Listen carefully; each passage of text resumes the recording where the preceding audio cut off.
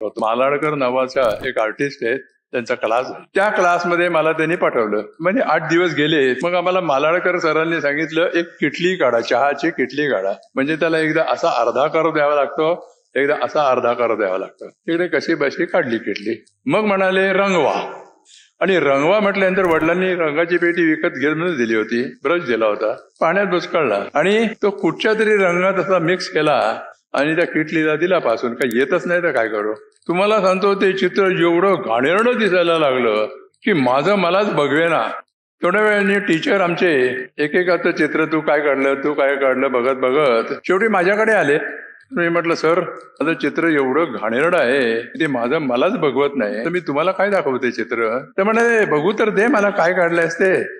आता मला ते चित्र ते इतकं घाणेरडं चित्राकडे बघवत नव्हतं. मला 2 मिनिटांनी त्यांच्या चेहऱ्यावर थोडंसं स्मित हास्य दिसले. मला म्हणाले, पेंढारकर हे तुमचं चित्र वाईट आहे नाही का. मी काहीच बोललो नाही. काय बोलणार मी. बरं, आता हे चित्र सुंदर कसं करायचं हे मी तुम्हाला शिकवतो. म्हणून त्यांनी माझ्या हातातला ब्रश घेतला, 1-2 रंगात त्यांनी मिक्स केला आणि त्या किटलीवर फटकारे मारतात तसं ते फटकारे मारले. ज्याला आर्टमध्ये स्टोन्स भरणं म्हणतात.